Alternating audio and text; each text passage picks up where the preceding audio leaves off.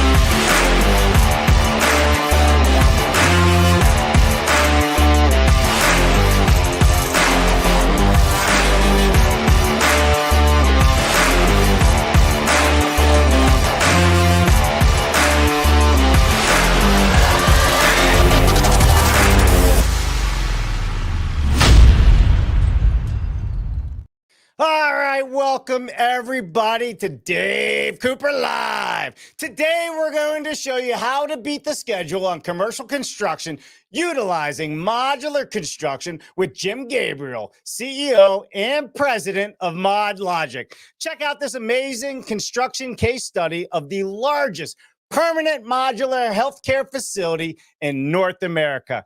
Going beyond DFMA, learn how MODLOGIQ, with the help of Design Logic, incorporates the construction phase of modular projects into the design process to win the race against the clock in manufacturing and installing a 4-story, 100,000 square foot hospital in Athens, Ohio. But first, before we get into all of that, we got to thank all of the wonderful supporting sponsors. Stream Modular, the only logistics company you need to transport your mods, pods, and panels. Our friends at Stream Modular are investing $50 million over the next 25 years to build the technology, solutions, and trailers needed to handle and transport the projects of today and meet the demands of tomorrow. Reach out to their team at streammodular.com to discuss your next project. CombiLift is the largest global manufacturer of multi-directional forklifts and straddle carriers, a leader in long load handling solutions, offering a free warehouse and site optimization design service. CombiLift helps companies of all sizes and from every industry maximize the capacity, safety, and efficiency of their warehouse and storage facilities. A big thank you to Paul Short and the team at CombiLift for helping us all to build it better. Visit them at combilift.com. Ready to scale up your offsite construction business? Introducing 4A Constructs, your solution to finding skilled labor for offsite manufacturing. Say goodbye to the headache of recruiting a skilled workforce with hand-selected certified tradesmen that are expertly trained and managed for offsite manufacturing, set crews, and finish crews, ensuring maximum productivity and safety. Unlock the future of skilled workforce development for all of your offsite construction needs. Visit them at 4aconstructs.com.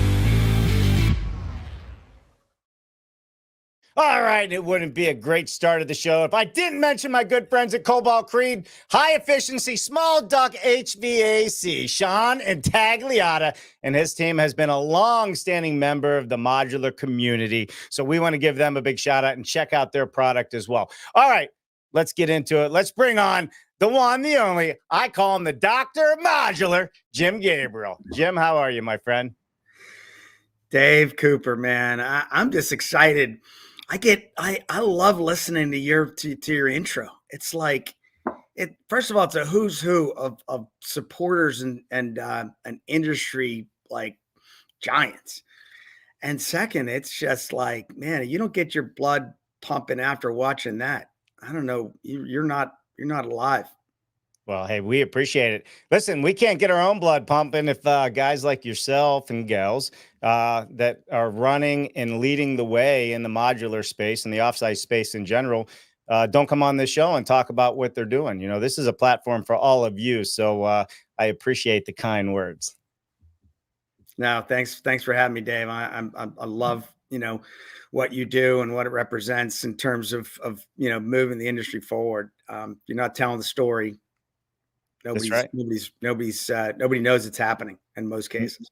Yeah, for sure, for sure. Well, you know what? Telling the story, let me start off with this. I want everybody to know that they need to join us, Jim, and you better be there as well in California on October 20th through October 23rd, because the International Code Council has partnered with Dave Cooper Live, and we're bringing the offsite industry to their annual conference. And Jim, what's cool about this is that annual conference is for all the state code officials across the country.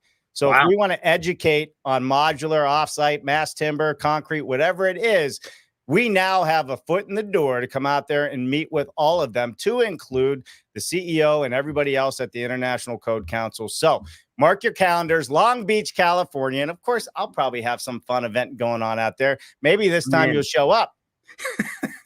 Well, listen, this is the most advanced notice I've gotten on any of these. So I'm there. Well, all right, let's jump into it, Jim. I know we don't have a lot of time, but I think it's super important for the world to know that the team at MODLOGIQ and the team at Design Logic have just finished, right? I mean, for the most part, maybe punch list left, I don't know.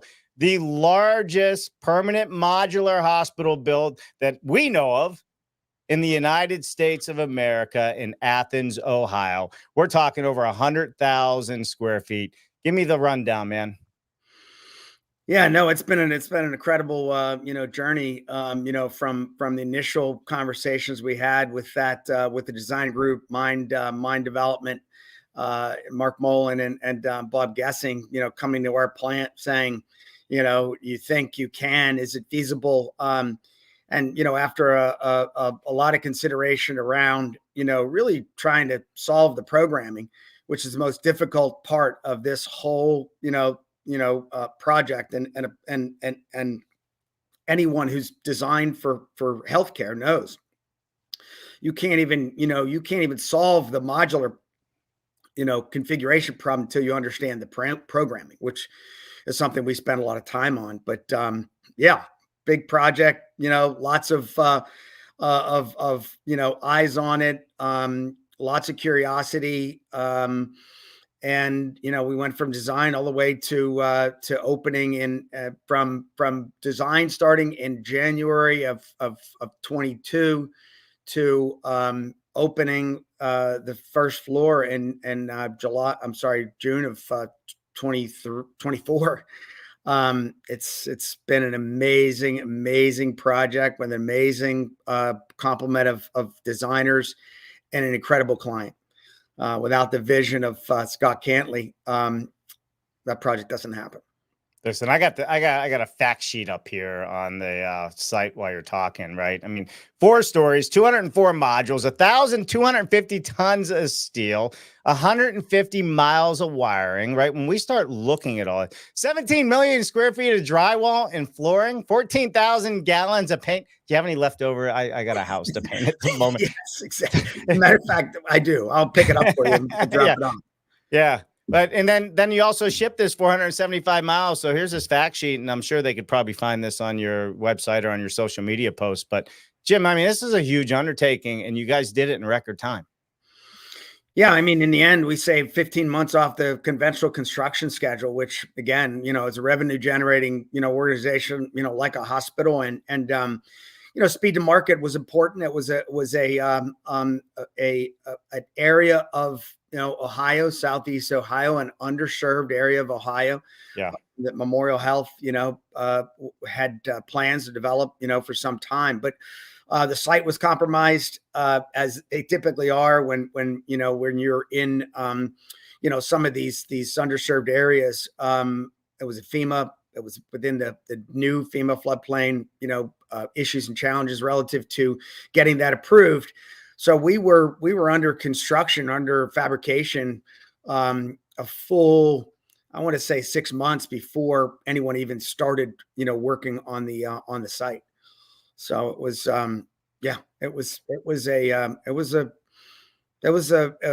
I always say this, right? When we're getting involved, when people are asking us on the design side and the user side and on the owner side, what problem is it that we're here to solve, right? It's not just cost. If it's just cost, we're probably not the right fit. It was a challenge site, which is typical to the kinds of projects that we get involved in, and speed to market was extremely valuable. Yeah. So, all right. So you shaved off 15 months from when you set the first modular to the time they saw patients. How many months was that? So from the time we set, my reference is the last module. So we set the last module. We started delivering modules in the last fall. This time, almost exactly this time last year, started delivering modules to the site. The last mod was set on December 14th. I remember that because we had a last mod setting ceremony that everyone was excited about. And that the first floor, so we opened up in phases again, which is a huge, for the hospital. Yeah. Opened it up in phases. First floor, the emergency room, opened in June, the first week of June. So, essentially, 6 months from the time the last mod was set, which is crazy when you think about it. So for people that haven't seen what you do, and for people that see modular out there but haven't seen what you do, you guys are putting in everything from the airlines, the gas lines, all the tubing. If you've been to the emergency room and you've looked around and half that shit scares the daylights out of you, and you say, God, I hope they don't hook me up to any of it. You're doing all of that in the manufacturing process. So when these show up on site, I mean, the last one I was in, the rooms were already painted. Tile was already on the floor, and I walked through this project before it shipped out, and it was the same thing. Even the CAT scans and the big you had to leave room for the big magnets to be put in. Yeah. We accommodated all of that, and that's our thing. We've got a build together process which takes those modules and structural modules and connects them horizontally, vertically. It becomes a conventional project from there, and we're fitting that building out to the highest degree possible. MEPs, mechanical, electrical, plumbing across mate lines. We're literally disconnecting it, disassembling it, and prepping it for site to ship to site. And so, that building had first floor was ER, emergency room, which you would find in a typical emergency room. The second floor was diagnostic imaging and radiology. Mm-hmm. There's a Siemens MR, CT, you name it. We didn't install that in the plant, but we installed everything to accommodate that. Shielding, every structural component was detailed out. Every mechanical, electrical, and plumbing, requirement was fulfilled. It really was plug and play. Yeah, I mean, I remember, I tried picking up a piece of sheetrock and not thinking that it was lead in the sheetrock for the X-ray room. I was like, well, that's the heaviest sheetrock I've ever picked up. Yeah. Well, Jim, walk us through the process, right? So here I am. I'm a healthcare facility provider. I'm listening to Dave Cooper Live and what this is all about. Why is your process so unique? How are you so accurate? How do you beat these timelines? What's going on from the time I start to the time you deliver? Because site work, all this is going to happen simultaneously during some of the build. Yes? Yeah, 100%. And we've got to be, so we had a unified schedule, with the general contractor on site. It was two. It's not typical for us to be a prime, typically a sub to a prime, but because of the funding requirements in the hospital, we had a direct contract with the hospital, but there was also a prime contract with the on-site contractor Robertson. Yeah. I just have to shout out to my man, Andy Quinn, who is our primary point of contact there. He's a VP of construction. You can't have success without complete synergy, collaboration, and zero conflicts. right? There's no agenda on either side that isn't exactly what the client wants and needs and is already prescribed within their goals and objectives. So we unified the schedule. Every component of that schedule, whether we are responsible for it or not, is baked into the schedule, from all the way through design into fabrication, steel, and then mechanical, electrical, plumbing contractors, and it's an orchestration of immense complexity and magnitude. And at the same time, you've got what's happening on site, has to be, again, orchestrated, perfectly, for that project to go off, without a hiccup. And we did. And so, there's the most difficult part when you go back to the design and the most significant accomplishment, what you described, 100,000 square feet, 4-story, very complex, permanent, modular hospital. You can't get there unless you understand the programming. So we started with the programming. We spent a ton of time, and that's actually the next project. So I wanted to kind of give you a preview, as we end the segment, what's up next. But so we spent so much time on programming. I spent a lot of time, in healthcare, in modular healthcare, trying to fulfill, the needs and objectives of healthcare across the country. The biggest issue is programming, taking the programming, which is not just how hospitals function, how they operate, but how, in a lot of cases, how they get paid, how they get reimbursed for care. So you can't say, listen, whatever you got to do there, here's how we need to build it. We had to develop a production model from the programming, which is, candidly, we're one of the only ones who could do that, because our module sizes aren't exactly the same. The heights aren't exactly the same. What goes in those modules isn't exactly the same, in every case and within every module. So we got the programming, which was not an easy thing. It was a lot of give and take, a lot of movement, a lot of what abouts and could you consider, and how would we take a different approach to that structurally? So our structural engineers were involved in that early on to answer the question, what if we, right? What if we moved this? What if we added that? What if, right? And so our team is really good with the what ifs. And then, getting that to a production model was like the holy grail, right? Yeah. And so now that's what's leading into the next series of projects. And so once we got that done, we go into design, we go into structural design. Then because of how we build, we started fabrication on the structural before all the decisions. Now, it's not ideal, right? You want all the design decisions done. We were able to get through structural design and into fabrication before a lot of and that's a lot of what happened with the additional months, is that we were able to kind of run production alongside of the last lingering design decisions that had to take place.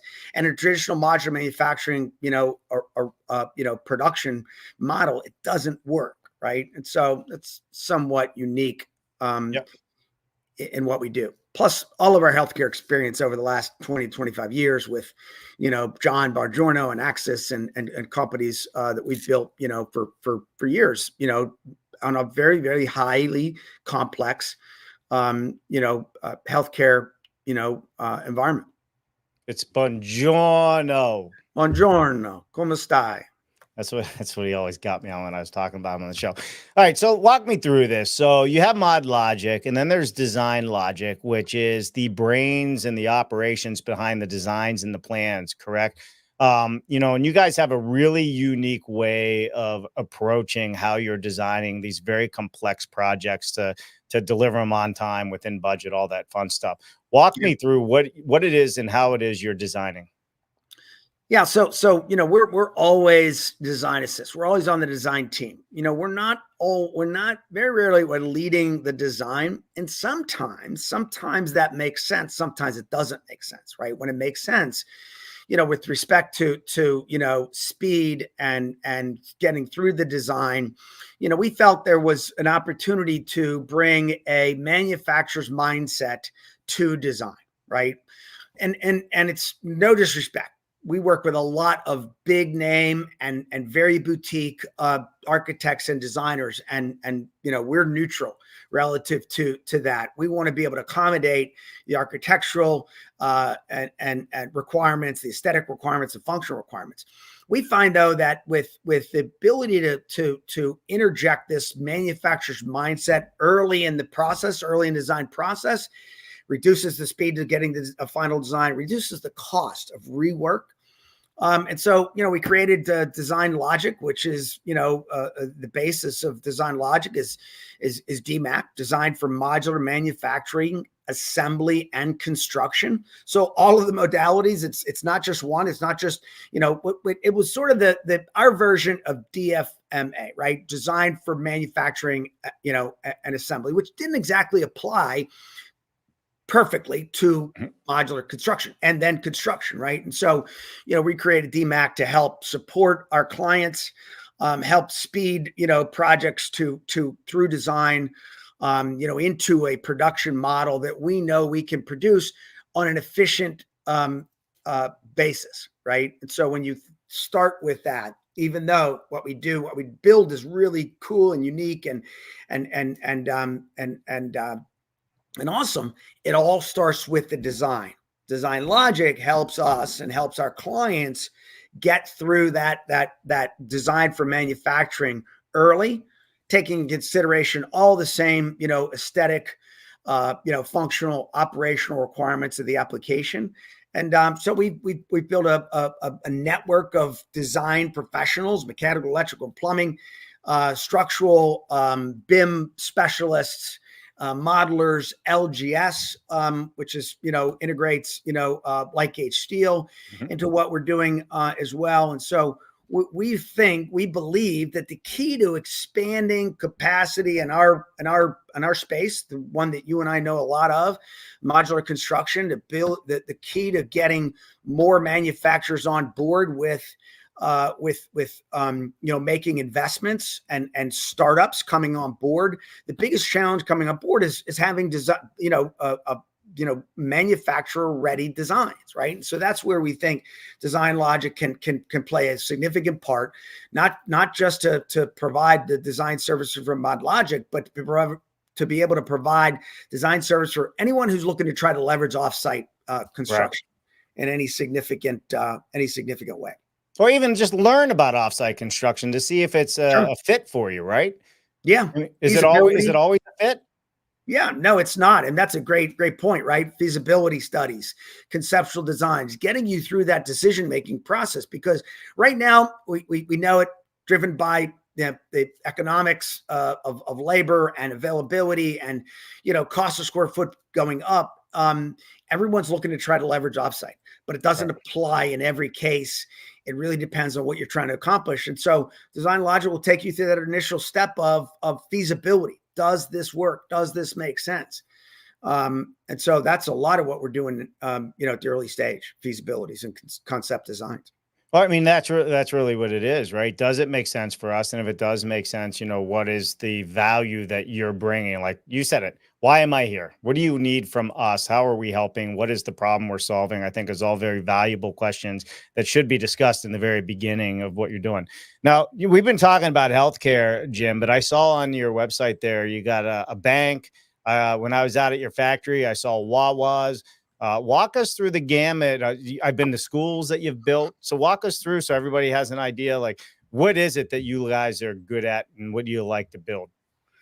Yeah, I mean, we love the weird stuff. That's always been my curiosity, my interest in not just applying modular to, what makes sense, just physically and dimensionally, but how can we help solve, a greater number of problems?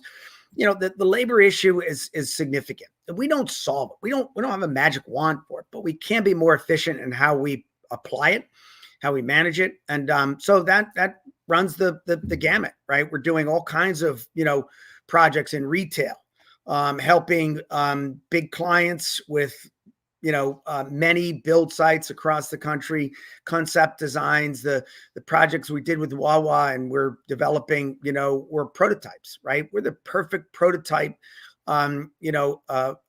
facility, particularly in New Holland, where Yeah. we can get through design logic, getting through design, and then, being able to physically build it. Everybody wants to leverage offsite to build.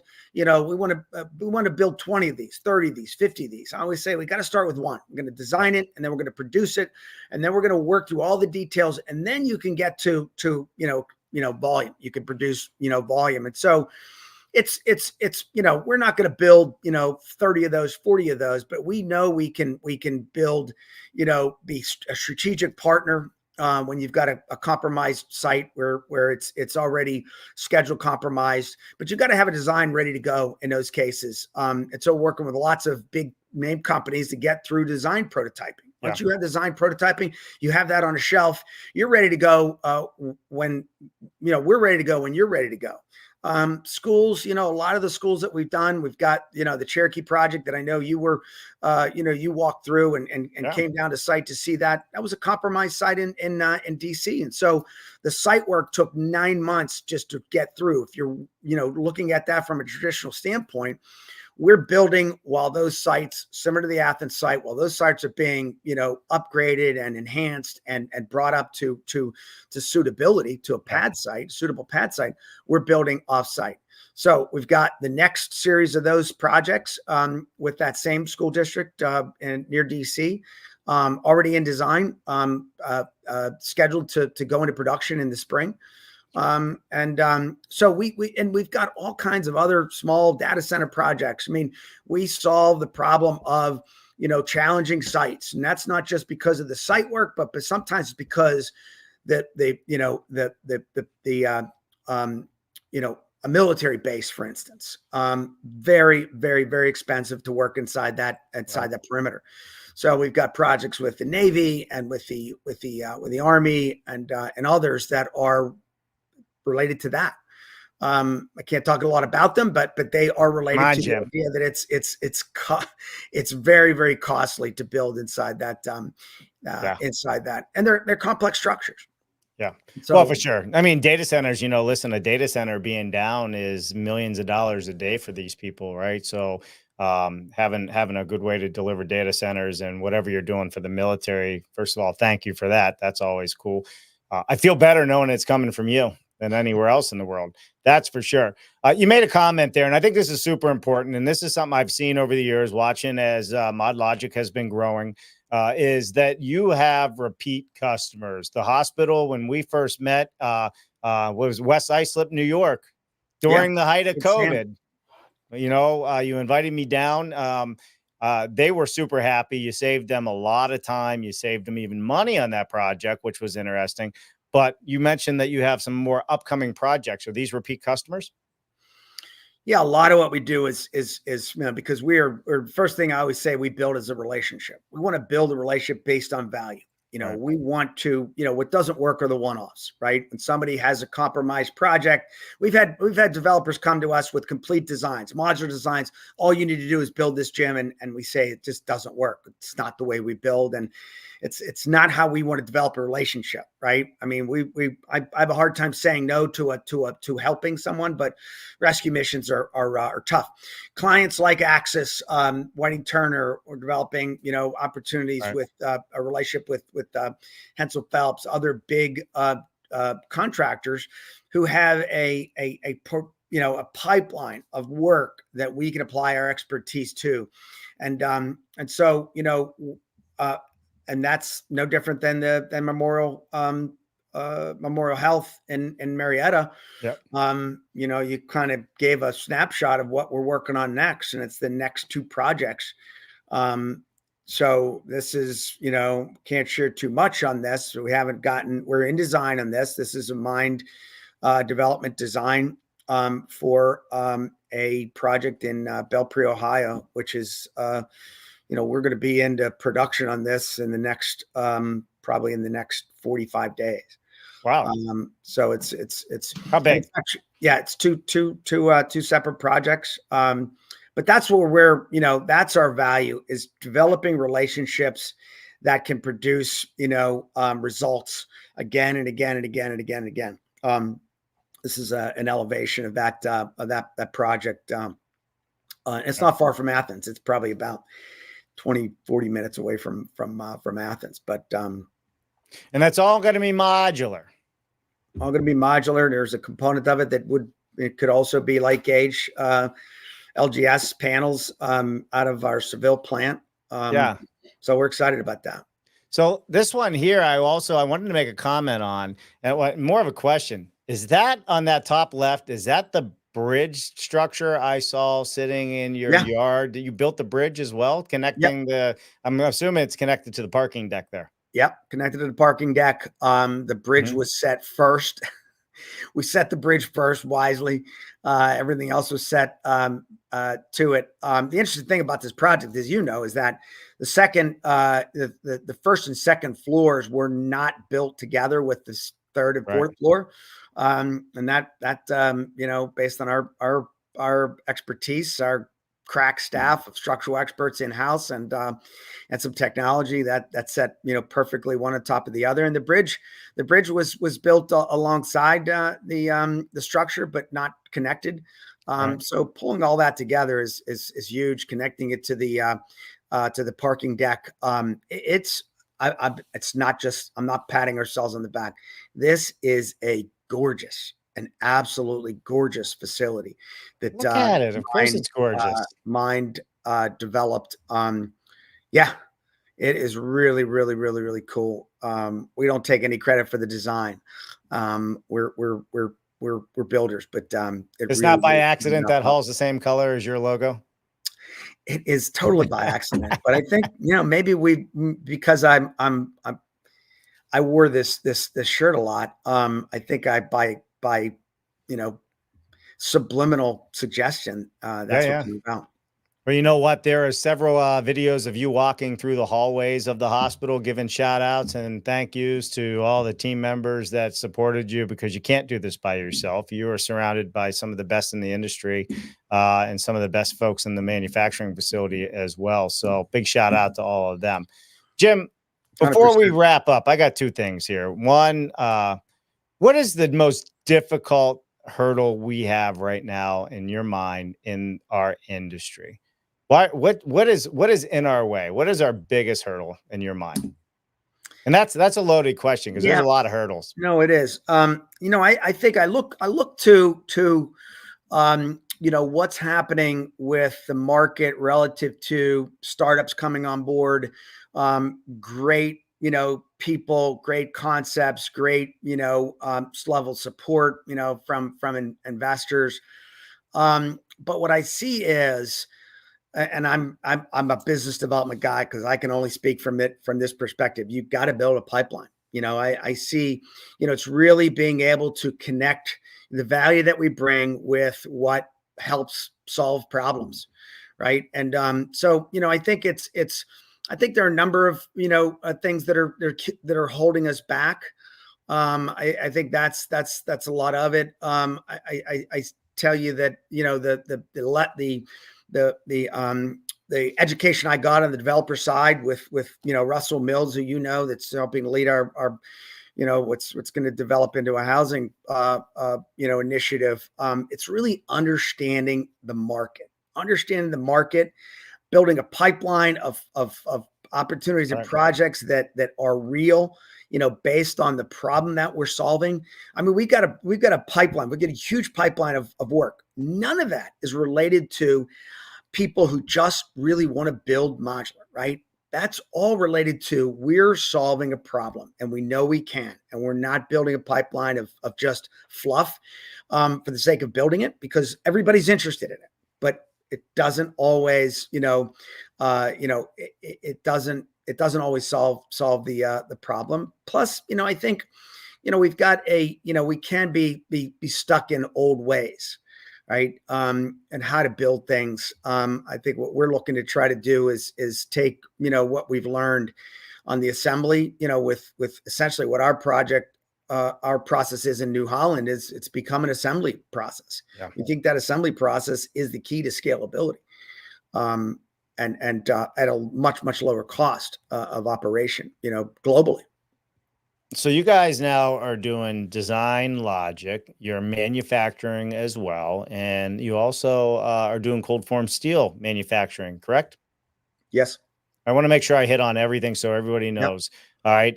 So you have that capability because you have a facility in Ohio. If anybody wanted to come visit you, walk the hallways of one of your projects, can they do that?